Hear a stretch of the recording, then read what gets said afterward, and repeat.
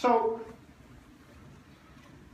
getting back to the analogy of the butter and the cat sculpting, I want you to just kind of think about your entire college experience and what your goals are, and then how you can articulate how you've achieved those goals.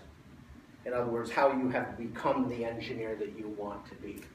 Because that's really what the jobs package is about. Every semester is giving people the opportunity to tell that narrative, to give that story of who they are. It's really why we set the goals in the PDP. It's really why we have scoping documents in the design. It's really why we have design class. And it's really why we do the technical learning. It's all about you developing yourself along that trajectory.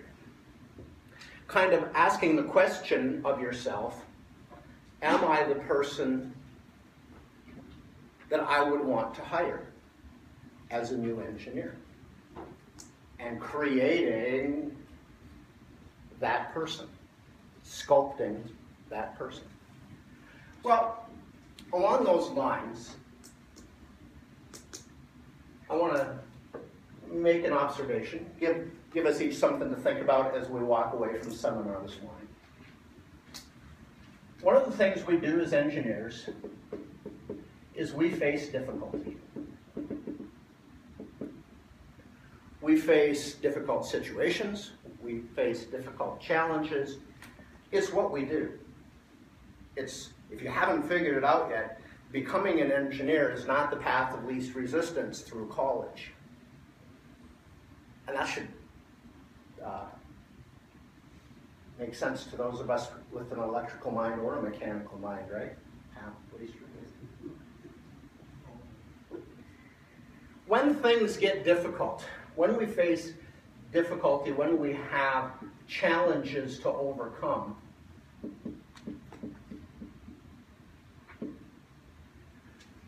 people will often, and I would argue, fall into one of these three categories. So you've got this difficulty to overcome, you've got this challenge, and how do you respond? And I often see this in students, I often see it in coworkers, I've seen it across my career, that people fall into one of these three categories. And I think the first step is for us as individuals to realize that this exists. And then the second step is for us as leaders to work with those around us who find ourselves in some of these boxes. So the engineering approach is when the challenge comes, you put your nose to the grindstone. You work hard to overcome the challenge. You seek resources. You realize that this is what I'm being paid to do. And when that difficulty arises, you step forward and get it done. Sometimes, though, when the difficulty arises, and these are big difficulties, you're facing them every day, people will say, what's wrong with me?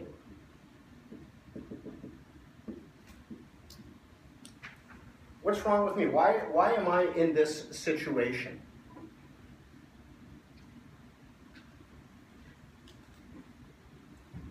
Maybe you've got something very difficult you need to learn in one of your competencies, and it's a challenge, and it's not coming the way that you would like it to come. And so emotional energy sort of gets spent in this circle here, rather than in that circle over there. We start to have some self-doubt. This is a normal place to be. It happens to us. And I think what we want to do is think about how do we calibrate and get out of that situation.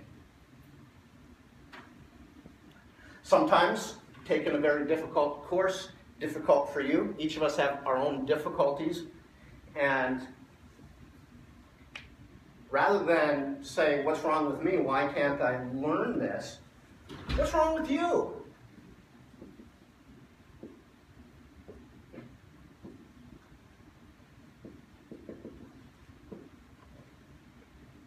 When I took electrical circuits, I did not do very well in the course. Engineering 2106 back at the University of North Dakota in the fall of 1986. Really struggled with it. And it was pretty easy for me to blame the teacher. Wondering what's wrong with this teacher? Why can't this teacher get me to learn circuits? What's wrong with him that I can't learn circuits? I think, again, the whole purpose of this conversation is to identify that there are different responses to difficulty. And we have to decide which response we want to be the response we try and get to. Well, it seems kind of obvious that this is the response that we would like to get to, but sometimes we find ourselves over here, and we need to figure out how to get over there.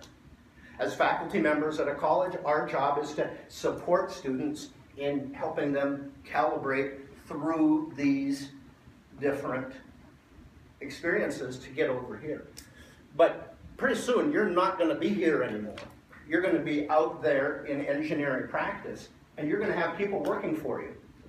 Some of them will be engineers, some of them will be technicians, some of them will be older than your parents. And you will still see that when the challenges arise, people will go into one of these three areas.